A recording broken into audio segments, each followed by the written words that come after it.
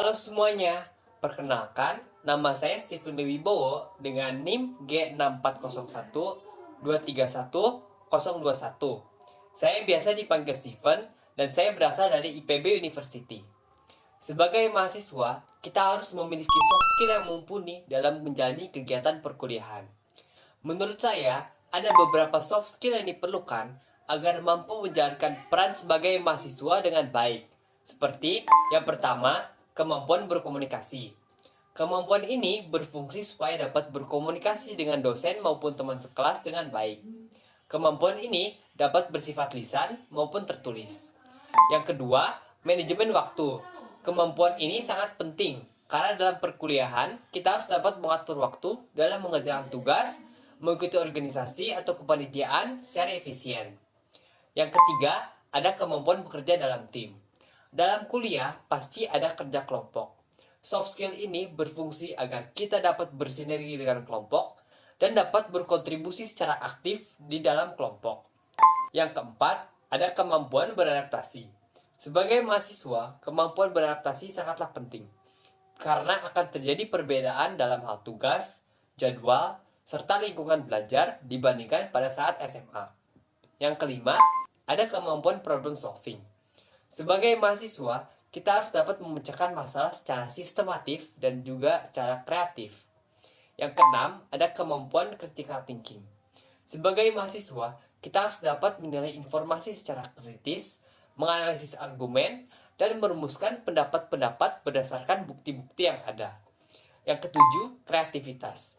Kreativitas sangatlah penting karena kita harus menghasilkan ide-ide baru dalam pembelajaran kita dan penyelesaian masalah dalam kehidupan sehari-hari kita. Yang kedelapan, ada kemampuan beretika.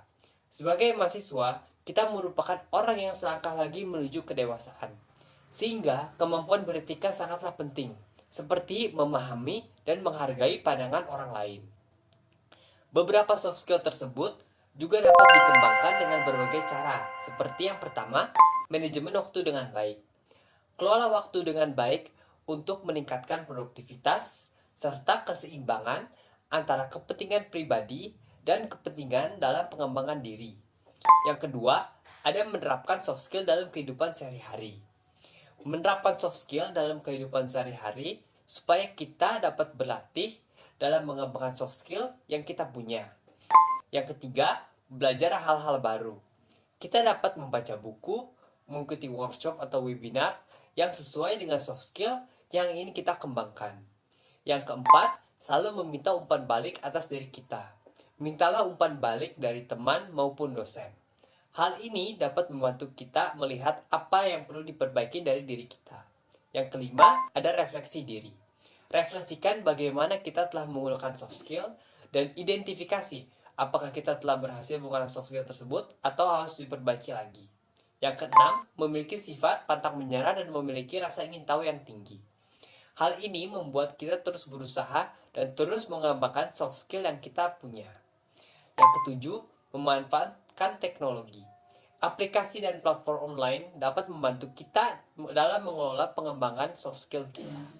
Jadi, itulah beberapa soft skill yang menurut saya penting beserta dengan cara mengembangkan soft skillnya.